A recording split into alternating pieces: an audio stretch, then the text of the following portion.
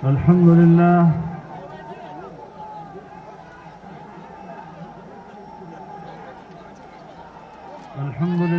وكفى وسلام على عباده الذين اصطفى لا سيما على سيد الرسل وخاتم الأنبياء وعلى آله وصحبه ومن بهديه مهتدى أما بعد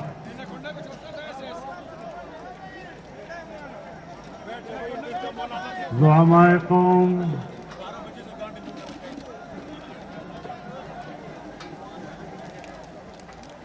بزرگان ملت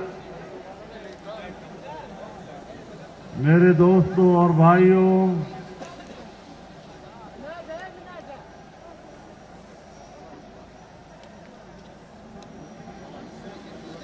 پاکستان ڈیموکریٹک موومنٹ کے زیر اہتمام کوئٹہ میں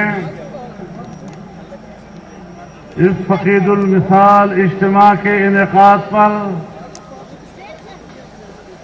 میں اہل کوئٹہ کو اور اہل بلوچستان کو دل کی گہرائیوں سے مبارکباد پیش کرتا ہوں اور صمیم قلب سے آپ کا شکریہ ادا کرتا ہوں۔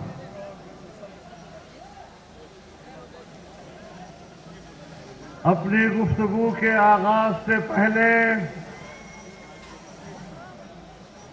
میں ایک قرارداد پیش کرنا چاہتا ہوں اور آپ کا یہ عظیم الشان اجتماع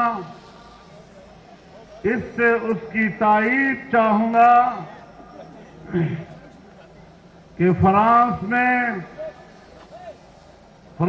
کے صدر کی حکم پر جناب رسول اللہ صلی اللہ علیہ وسلم کے خاکے عام دیواروں پہ چسپاں کیے گئے ہیں۔ امت مسلمہ کے اس سے جذبات مجروح ہوئے ہیں۔ فرانس اور ڈنمارک نے بڑا جرم کیا ہے اور ہم انہیں بتانا چاہتے ہیں کہ مسلمان ایک پرامن قوم ہے، امن کا علم بردار ہے، لیکن آپ کے یہ ناپاک اقدامات انہیں رسول اللہ کی دفاع میں شدت پر مجبور کر سکتا ہے۔ ہم آپ کے اس کیے ہوئے توہینآمیز رویے کی شدید الفاظ میں مذمت کرتے ہیں اور پوری امت مسلمہ ایسے حکمرانوں کے چہروں پر تھوکنا چاہتی ہے جو ہمارے رسول اللہ کی توہین کے مرتکب ہوتی ہے۔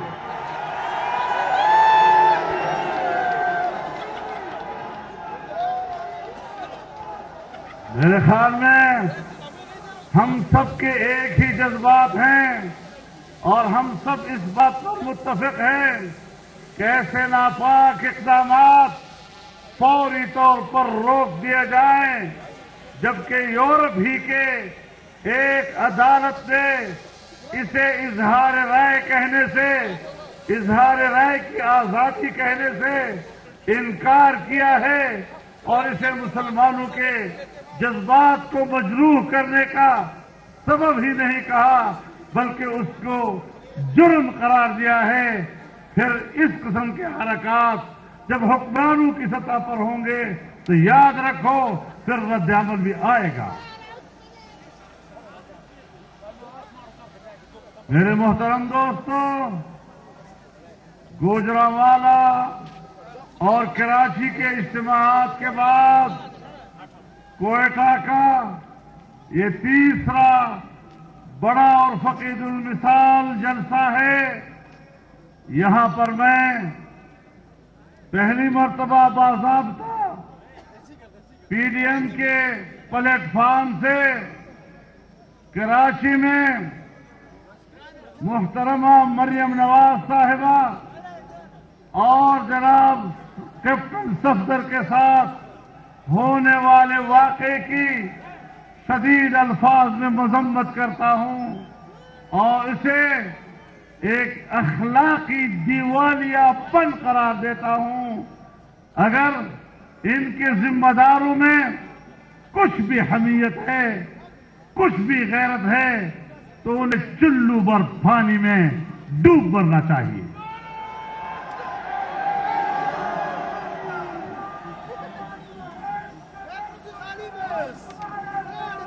میرے محترم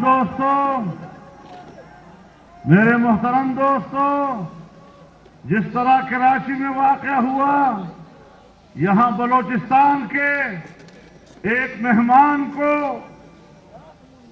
ایئرپورٹ پر گرفتار کرنا، یہ بلوچستان کی روایات کے خلاف ہے، مہمانداری کے خلاف ہے۔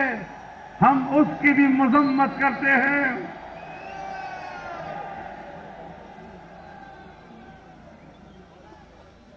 کہتے ہیں مزار قائد پر نعرے لگائے تھے، صفدر کے مزار قائد پر نعرے، یہ تو جرم ہے، اس پر تو کارروائی کی جاتی ہے، لیکن جب لاہور کے مسجد وزیر خان میں شوٹنگ ہوتی ہے اور بے حیا عورتیں اور اداکار مسجد میں آ کر اداکاری کرتے ہیں، فلم بندی کرتی ہیں، مسجد کی حرمت اس وقت میں سمجھ میں کیوں نہیں آتی؟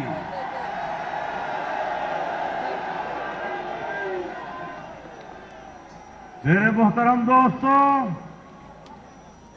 وقت اگرچہ گزر چکا ہے کافی، لیکن چونکہ میاں نواز شریف صاحب نے ویڈیو لنک کے ذریعے خطاب کیا، جناب بلاول بھٹو صاحب نے ویڈیو لنک کے ذریعے خطاب کیا، میں ان دونوں خطابات کو خوش آمدید کہتا ہوں، لیکن اس کی وجہ سے مجھے اب ذرا تاریکی میں مغرب کے بعد آپ سے بات کرنی پڑ رہی ہے، لیکن انشاءاللہ اسی میں خیر ہے اور مجھے تفصیلی طور پر آپ سے بات کرنے کا موقع مل رہا ہے۔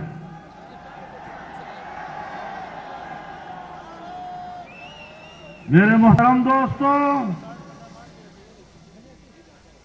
2 دن ہوئے جسٹس فائز عیسیٰ کے خلاف جو ریفرنس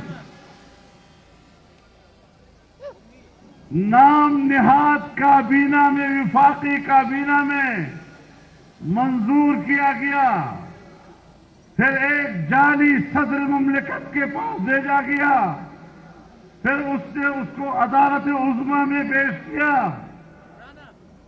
طویل عرصے تک اس کی سماعت ہوتی رہی اور اب عدالت نے وہ ریفرنس خارج ہی نہیں کیا بلکہ اس کو بدنیتی پر مبنی قرار دیا گیا، اور 2 ججوں نے یہاں تک لکھ دیا کہ یہ اتنا بڑا جرم ہے کہ یا تو صدر مملکت کو مستعفی ہو جانا چاہیے اور یا پھر ان کا مواخذہ کر کے اس کو اس منصب سے علیحدہ کر دینا چاہیے۔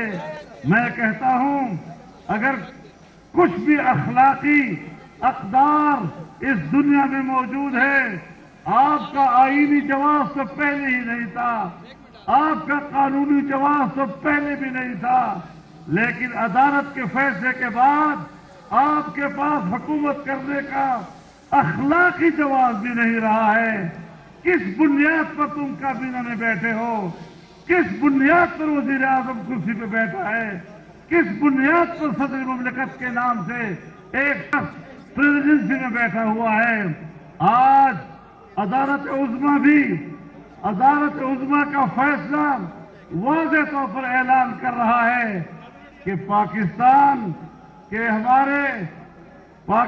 ڈیموکریٹک موومنٹ کا موقف درست ہے، یہ حکمران جعلی ہیں، جعلی تھے، اور ان جعلی حکمرانوں کے خلاف اب ہماری تحریک اور بھی زیادہ زور سے آگے بڑھے گی انشاءاللہ۔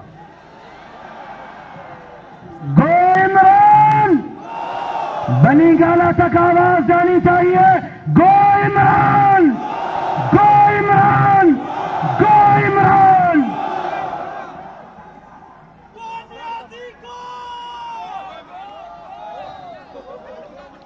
میرے محترم دوستو، میرے بھائیوں، ہم آج بلوچستان کی سرزمین پر گفتگو کر رہے ہیں۔ 18ویں ترمیم کے ذریعے سے صوبوں کو اختیارات میں اضافہ کیا گیا اور جمعیت علماء اسلام نے چاروں صوبوں میں آل پارٹیز کانفرنسز منعقد کر کے ایک اتفاق رائے حاصل کر لیا تھا کہ نہ ہم 8ویں ترمیم میں کوئی تبدیلی ہونے دیں گے، نہ صوبوں کے اختیارات میں کوئی تبدیلی ہونے دیں گے، اور نہ ہی NSC ایوارڈ میں صوبوں کے حصے میں کسی کمی کو ہم قبول کریں گے۔ آج PDM کے اس پلیٹ فارم سے میں واضح اعلان کرتا ہوں کہ کوئی مائی کا لال یہ مت سوچے کہ ہم چھوٹے صوبوں کے حقوق ختم کر لیں گے، 18ویں ترمیم میں تبدیلی کر لیں گے، NSC ایوارڈ میں کمی لائیں گے۔ اور آج میں اس میں اضافہ کرتے ہوئے یہ کہنا چاہتا ہوں کہ سندھ ہو یا بلوچستان، اس کے جزائر پر بلوچستان اور سندھ کے عوام کا حق ہے، ان کے بچوں کا حق ہے۔ کوئی مائی کا لال مت سوچے کہ وہ یہاں کے عوام کے حقوق پر اور عوام کے ملکیت پر قبضہ کرنے کی کوشش کریں گے۔ یہ پاکستان ہے، یہ عوام کا ہے، یہ ہم سب کا ہے، اور ہم کسی نادیدہ قوت کو بھی اس بات کی اجازت نہیں دے سکتے کہ عوام کے حق پر اور اس کے حق سے ملکیت پر ڈاکہ ڈالنے کی کوشش کریں۔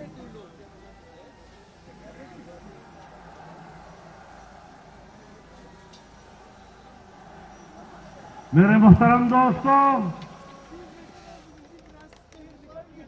ہمارے تمام اکابرین نے آپ سے باتیں کی، تفصیل سے باتیں کی، اور انہوں نے پاکستان کی تباہال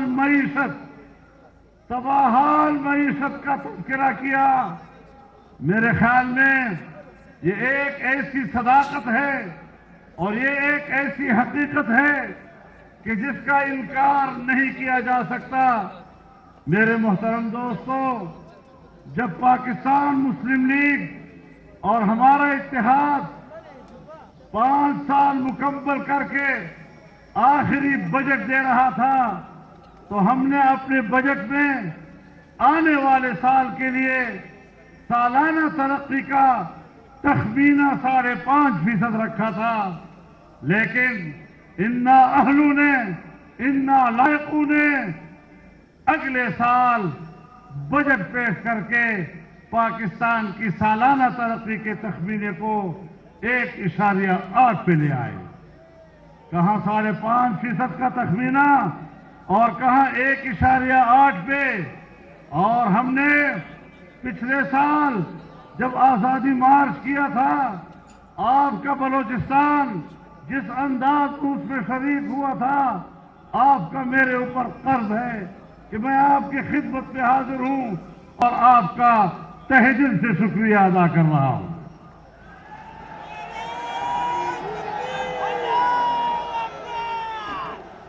ہم نے اس وقت بھی کہا تھا کہ مزید ملک ان کے حوالے مت کرو۔ اگر ملک ان کے حوالے ہوتا ہے، ملک کی معیشت اور تباہ ہو جائے گی۔ اور پھر وہی ہوا کہ اب جو انہوں نے بجٹ پیش کیا تو سالانہ ترقی کا تخمینہ 0 سے بھی نیچے چلا گیا۔ اب پاکستان کنگال ہے۔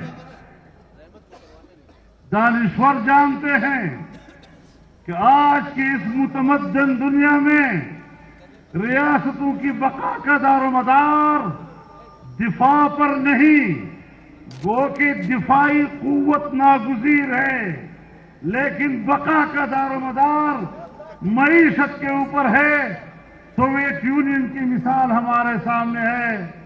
दिफाई लिहाज से वो ताकतवर था, लेकिन माशी लिहाज से जब वो दिवालियापन का शिकार हुआ तो सोवियत यूनियन से दस्तबरदार हुआ और वापस रशियन फेडरेशन की सूरत में अपनी साबका पोजीशन पर वापस चला गया। आज पाकिस्तान की मईशत तुमने तबाह बर्बाद कर दी है। आज मैं आपको बताना चाहता हूं कि यही हिंदुस्तान था, यही बीजेपी की हुकूमत थी, यही वाजपेयी उसका वजीर आजम था। पाकिस्तान की मईशत बेहतर थी। हिंदुस्तान पाकिस्तान के साथ तिजारत करना चाहता था। वो बस में सवार होकर वाघा के रास्ते लाहौर आया, मीनार पाकिस्तान पर खड़े होकर पाकिस्तान की हकीकत को तस्लीम किया। चाहता था कि मेरी पाकिस्तान से दोस्ती हो, मैं पाकिस्तान से कारोबार करूं। अफगानिस्तान आपसे कारोबार करना चाहता था। उस जमाने में ईरान आपसे कारोबार करना चाहता था। उस जमाने में मशरिक़ वस्ता आपसे कारोबार करना चाहता था। लेकिन आज वही हिंदुस्तान है, वहां पर उसी बीजेपी की हुकूमत है और आज वहां मोदी की हुकूमत है। लेकिन मोदी का रवैया पाकिस्तान के साथ इतना दुश्मनी का है, इतना मुआनदाना है, जो साफ ये बता रहा है कि पाकिस्तान अब माशी लिहाज से कंगाल हो चुका है और हमारी कमजोरी का फायदा उठाते हुए हिंदुस्तान अब पाकिस्तान का खात्मा करना चाहता है। लेकिन मेरे मोहतरम दोस्तों, एक तरफ हिंदुस्तान का ये रवैया, पिछली हुकूमत में हमने माशी तरक्की के नए रास्ते ढूंढे, हमने चाइना के साथ राब्ता किया और वो चीन जिसके 70 साल हमारे साथ ऐसी दोस्ती रही कि जिस दोस्ती को हिमालय से ऊंची, बहरुल काहिल से गहरी और शहद से मीठी दोस्ती कहा जाता था, आज वो माशी दोस्ती में तब्दील हुई। 70 अरब डॉलर उसने पाकिस्तान में सर्फ किए ताकि यहां सड़कें बने, यहां सनती बस्तियां कायम हो, सनती इलाके कायम हो, यहां पाकिस्तान में बिजली की पैदावार में इजाफा हो, मुल्क की मईशत मुस्तहकम हो। लेकिन जब इन लोगों के हाथ में हुकूमत आई, इन्होंने नया फलसफा दिया। फलसफा क्या था? उन्होंने फलसफा दिया कि पाकिस्तान इस तरह के मेगा प्रोजेक्ट का मुतहम्मिल नहीं, हम सीपैक के मुतहम्मिल नहीं है, हम सनती बस्तियों के और सनतें कायम करने की पॉलिसी नहीं बना सकते, हम बिजली की पैदावार की बड़े बड़े मंसूबे नहीं बना सकते। हमारे लिए छोटे छोटे मंसूबे चाहिए, कट्टे का मंसूबा, मुर्गी का मंसूबा, अंडे का मंसूबा। लख लानत हो तुम्हारे इस तस्वर पर कि तुम समझते हो कि हमें कामयाब मईशत दे रहे हैं। नारे तकबीर, गो इमरान, गो इमरान, गो सिलेक्टर, गो सिलेक्टर। मोबाइल की लाइटें जलानी चाहिए, आखिर तक जलाएं। मेरे मोहतरम दोस्तों, हमने आज चाइना जैसे दोस्त को नाराज किया है, हमने आज सऊदी अरब जैसे दोस्त को नाराज किया है, जिससे हर मुश्किल वक्त में आपका साथ दिया। जब आपके खजाने में कुछ नहीं था और तुम चीख रहे थे कि हमें मदद चाहिए, तो उसने 3 अरब डॉलर आपके बैंक में रखे। लेकिन तुमने उनकी भी तौहीन की। तुम खारजा पॉलिसी कहां जानते हो? तुमने पाकिस्तान को तनहा कर दिया और आज अफगानिस्तान भी आपकी बात नहीं कर रहा। एक जमाना था जब इस बात पर बहस हो रही थी कि ईरान से हिंदुस्तान तक पाकिस्तान के रास्ते गैस पाइपलाइन जानी चाहिए, تم نے ان منصوبوں کو بھی خاک میں ملا دیا. جب ترکمانستان، افغانستان، پاکستان اور انڈیا کے درمیان گیس پائپ لائن کی بات ہو رہی تھی، آپ نے ان منصوبوں کو بھی خاک میں ملا دیا. آج نہ افغانستان کی دلچسپی ہے پاکستان میں، آج نہ ایران کی دلچسپی ہے. وہ آج انڈیا کے کیمپ میں بیٹھا ہوا ہے، اور چائنا بھی آپ سے دور ہو گیا. تو آپ کی خارجہ پالیسی ہے ہی نہیں، اور نہ تمہیں شعور ہے کہ خارجہ پالیسی کس چیز کو کہتے ہیں، پاکستان کا مفاد کس کو کہتے ہیں. ہماری خارجہ پالیسی کا محور ہمیشہ کشمیر رہا ہے.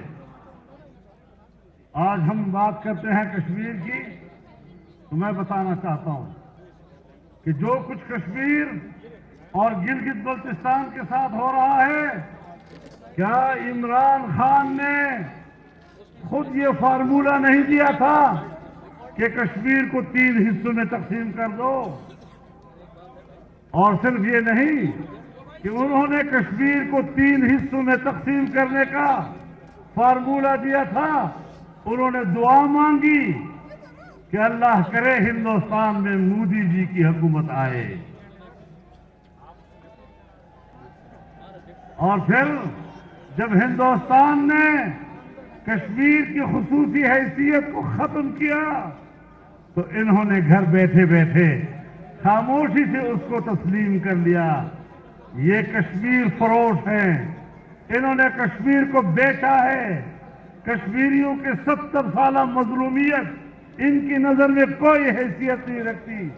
گلگت بلتستان ہمارے بھائی ہیں، ہم کشمیریوں کو اپنے جسم کا حصہ سمجھتے ہیں، لیکن اس طرح کا تصور دینا کہ ہم اسے پاکستان کا 5واں صوبہ بنا دیں گے، آپ بالکل بنائیں، لیکن جو موقف ہم نے 1949 میں سلامتی کونسل میں پیش کیا تھا اور اقوام متحدہ میں ہم نے جو کشمیر کے نقشے پیش کیے تھے، ان میں ہم نے آل جموں و کشمیر کے نقشے میں گلگت بلتستان کو بھی پیش کیا ہے.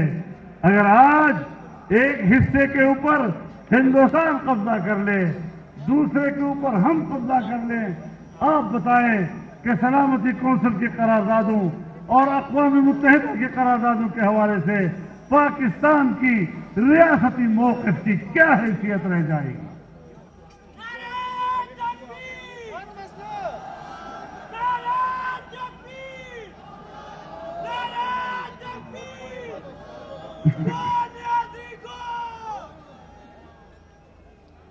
میرے محترم دوستو، اور اس پر اضافہ کیا کیا؟ ہم یہ کہتے ہیں آپ کی آل پارٹیز کانفرنس کی وجہ سے ہندوستان خوش ہوا ہے. ہندوستان اس سے خوش نہیں ہو سکتا. ہندوستان نے اس وقت خوشی منائی جب آج کی ہماری پاکستان کی وفاقی حکومت نے آزاد کشمیر کے وزیر اعظم کے اوپر غداری کا مقدمہ درج کیا.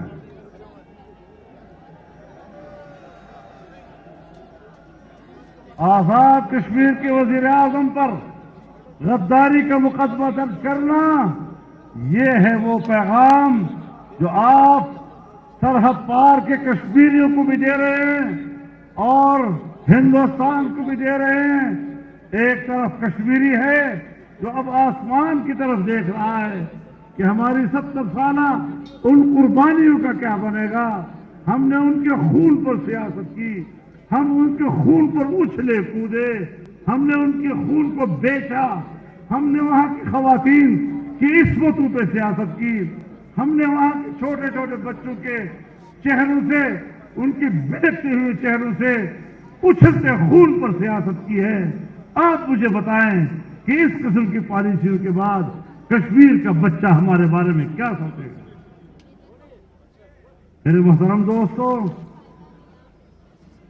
اس حوالے سے آپ دیکھ رہے ہیں کسی پیک کا کیا حشر ہو گیا، کس طرح ہمارا ایک عظیم الشان منصوبہ آج کٹائی میں پڑ گیا ہے.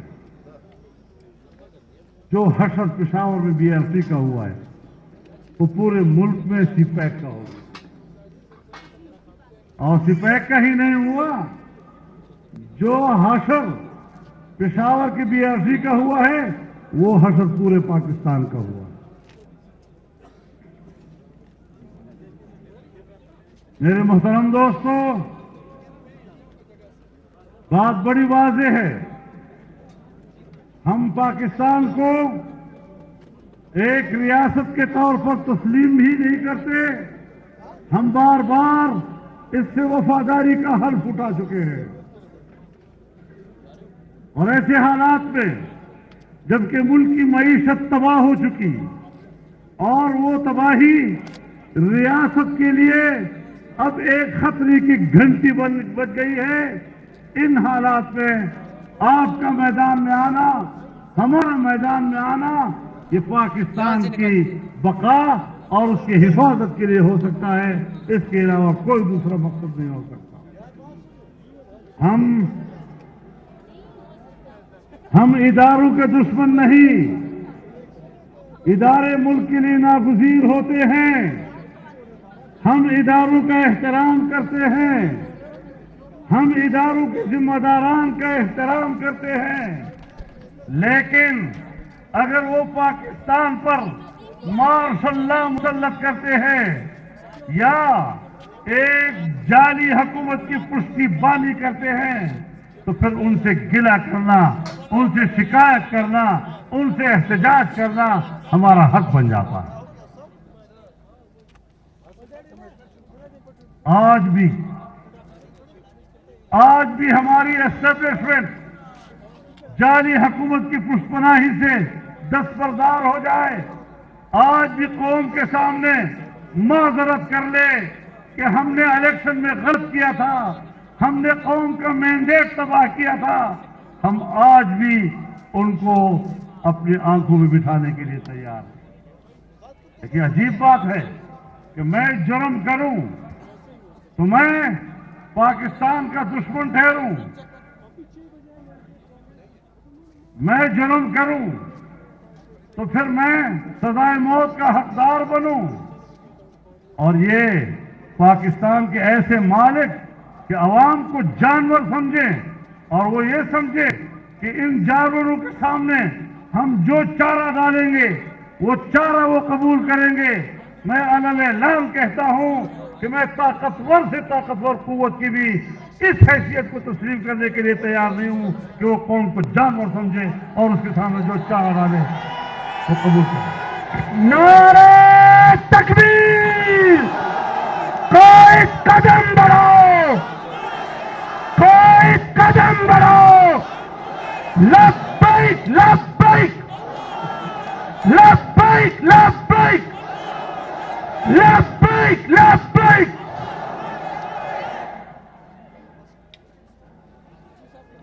अब अगर हमें कहा जाता है कि ऐसे हुक्मरानी को तस्लीम करो, उनकी इज्जत करो,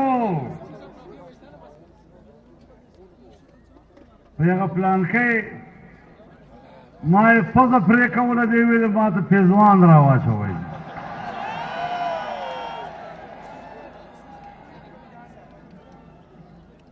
तो खुद दे काबिल नहीं किताबों पोजई और सलमान इज्जत वाड़े, सलमान एहतराम वाड़े और बेवईदार रियासत मदीना दा, रियासत मदीना ने दा कूफा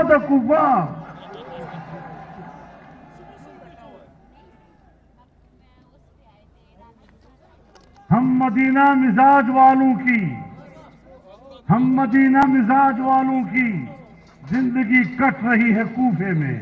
वाह वाह वाह!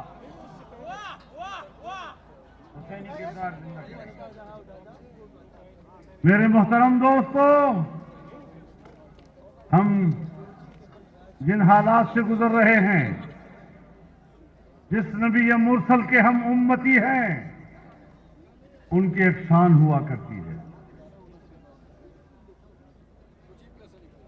उसमें एक किरदार हुसैन का होता है دوسرا کردار یزید کا ہوتا ہے. ہم حسین کے پیروکار ہیں جنہوں نے یزید کے اقتدار کو کبھی تسلیم نہیں کیا.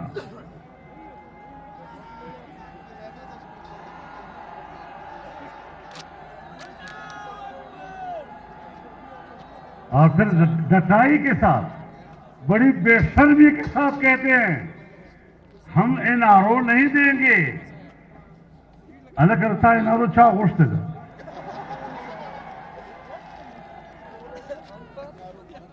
اس خبت این آر او غواڑے انشاءاللہ نبی درکو کا خواہ خوشا. این آر او ہماری ضرورت نہیں. این آر او اب تمہاری ضرورت ہوگی. اور تم نے انصاف کے نام پر قوم کو دھوکہ دیا. کہنے لگے نوجوانوں کو 1 کروڑ نوکریاں دوں گا. 1 کروڑ 1 کروڑ نوکریاں سن 1947 سے لے کر آج 72 سال تک پاکستان میں کل نوکریوں کی تعداد 1 کروڑ تک نہیں پہنچی ہے. تم 1 سال میں مجھے کس طرح 1 کروڑ کی نوکری دیتے ہو؟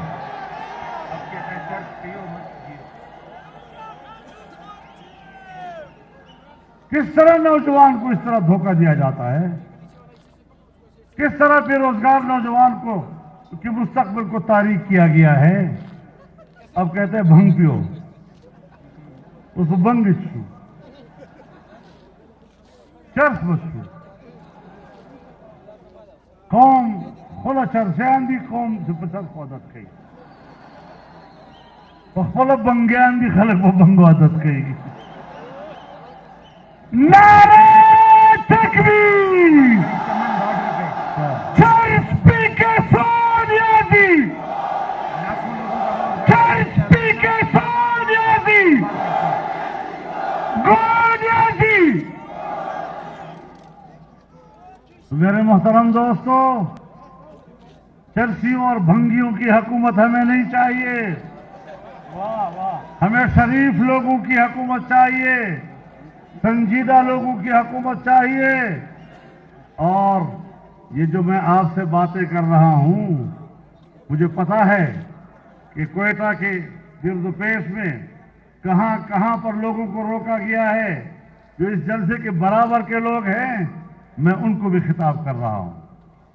میں ان کو بھی خوشامدید کہہ رہا ہوں. وہ بھی ہمارے جلسے کے شرکاء ہیں. اور اس سے اندازہ لگا لیا جائے کہ اس طرح آسانی سے ہم پر حکومت نہیں کی جا سکتی. میں آپ کی حکومت کا انکار کرتا ہوں.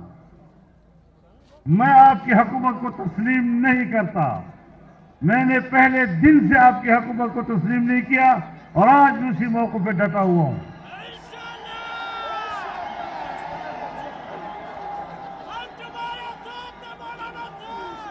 تم نے لوگوں سے روزگار چھین لیا ہے. تم نے 1 کروڑ نوکریاں کیا دینی ہیں؟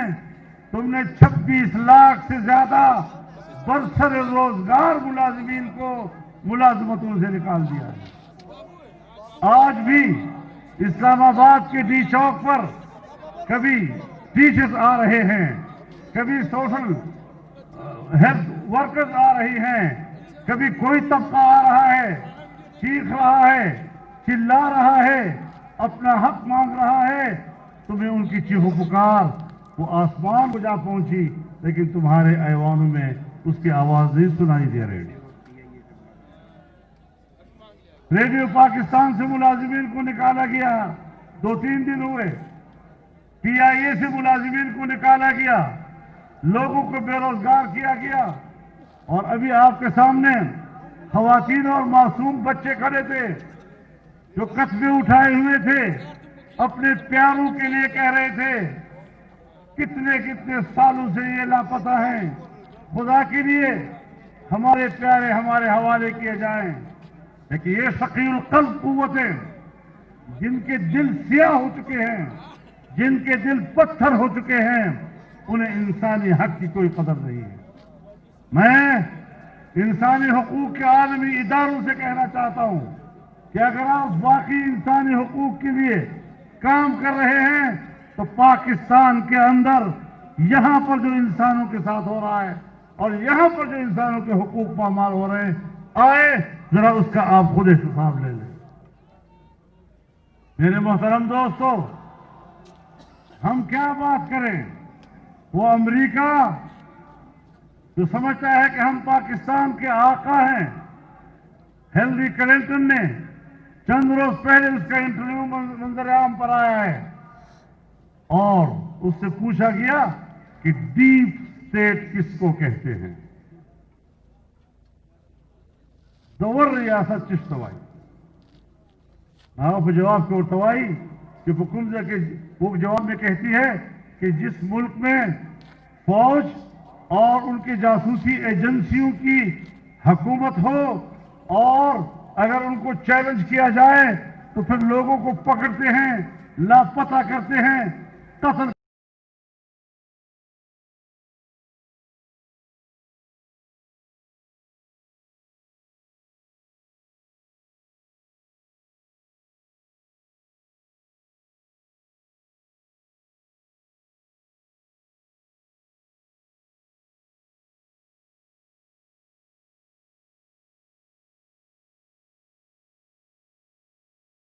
معمولی لوگوں نے وہاں بات نہیں کی ہے، تو ہمیں ذرا اپنا چہرہ آئینے میں دیکھ لینا چاہیے۔ ہمیں پاکستانی قوم کی اس صورتحال ہمیں قبول نہیں ہے۔ ہم ان کو ایک آزاد مملکت دیکھنا چاہتے ہیں، ایک خود مختار مملکت دیکھنا چاہتے ہیں، اور ہمارے آباء و اجداد نے ہمیں اگر درس دیا ہے تو آزادی کا درس دیا ہے، اور اگر مجھے محسوس ہو جاتا ہے کہ پاکستان ایک غلام مملکت ہے تو بخدا انشاءاللہ اس وطن عزیز کے لیے آزادی کے جہاد لڑوں گا۔ نعرہ تکبیر! نعرہ تکبیر! نعرہ تکبیر! قائد قدم بڑھاؤ! قائد قدم بڑھاؤ! قائد قدم بڑھاؤ! ہم نے ہمیشہ اس وطن عزیز کو ایک خود مختار وطن کہا ہے۔ ہم نے ہمیشہ پاکستان کی داخلی اقتدار اعلیٰ کی بات کی ہے، اور ہمیشہ پارلیمنٹ میں اور ہر منصب پر ہم نے پاکستان کی اس حیثیت کا حلف اٹھایا ہے۔ لیکن اگر ہمیں یہ چیز مخدوش نظر آتی ہے تو پھر اس کو اپنی حالت پر واپس لینا یہ ہمارے آباء و اجداد کا درس ہے جسے ہم بھولے نہیں۔ میرے محترم دوستو، اب یہ سفر جاری ہے اور جاری رہے گا انشاءاللہ۔ آپ کی مرضی ہے، ظلم سے نکلنا چاہتے ہو تو ہمت کرو، آگے بڑھو۔ پورے قوم سے کہنا چاہتا ہوں، پورے پاکستان کے جوانوں سے کہنا چاہتا ہوں، پورے پاکستان کے بوڑھوں سے بزرگوں سے کہنا چاہتا ہوں، پورے پاکستان کے ماں اور بہنوں سے کہنا چاہتا ہوں کہ اگر پاکستان کو مستحکم بنانا ہے، اس کو آزاد رکھنا ہے، اس کو معاشی طور پر خوشحال رکھنا ہے تو پھر میدان میں جانا ہوگا۔ گھروں میں بیٹھے بیٹھے آزادی نہیں ملا کرتی، گھروں میں بیٹھے بیٹھے خوشحالی نہیں ملا کرتی۔ ہر شخص کمانے کے لیے گھر سے باہر تو نکلتا ہے نا، گھر میں بیٹھے بیٹھے تو روزی اس طرح نہیں آئے، کچھ محنت کرنی پڑتی کہ اگر پورے ملک میں پوری قوم پر اس قسم کے حالات مسلط ہو جائیں تو پھر قوم کو نکلنا پڑتا ہے۔ اس لیے ہمیں واضح کر دینا چاہتا ہوں کہ ہماری فوج ہمیں عزیز ہے۔ میرے نزدیک فوج کی حیثیت ایسی ہے جیسے آنکھوں کی پلکیں، سر کو بانا، آنکھوں کی پلکیں سرحدات، آنکھوں کی سرحدات کی حفاظت کرتی ہے، اور یہ صرف سرحدات پر ہی ہوتی ہے۔ لیکن اگر ان پلکوں کا ایک بال بھی اپنے حد سے تجاوز کر کے آنکھ کے اندر آ جاتا ہے تو پھر آنکھ بے قرار ہو جاتی ہے، تو پھر آنکھ اشک بہاتی ہے، یا تو اشک بہاتے بہاتے وہ بال نکل جائے ورنہ پھر اس بال کو نکالنا پڑتا ہے.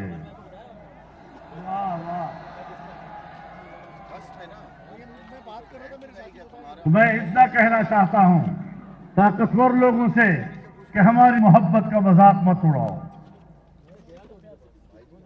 ہماری وفاداریوں کا مذاق مت اڑاؤ, قوم کو اس حد تک مت لے جاؤ کہ پھر واپس آنا مشکل ہو جائے. ہم نے اس ملک کو ایک رکھنا ہے. ہم نے اس ملک کے عوام کے حقوق کی بات کر لی ہے, ہم نے چھوٹے صوبوں کے حقوق کی بات کر لی ہے, اور دنیا میں پاکستان کی عزت و وقار کو اونچا کرنا ہے. انشاءاللہ اس پر آپ کو ہمارا اتفاق رائے ہے, اور اسی نقطۂ نظر کو لے کے ہم نے آگے بڑھنا ہے, ہمت کے ساتھ آگے بڑھنا ہے, جرت کے ساتھ آگے بڑھنا ہے, اور وفادار کی حیثیت سے ہمیں آگے بڑھنا ہے. اللہ تعالی ہمارا حامی و ناصر ہو. وآخر دعوانا ان الحمدللہ رب العالمین.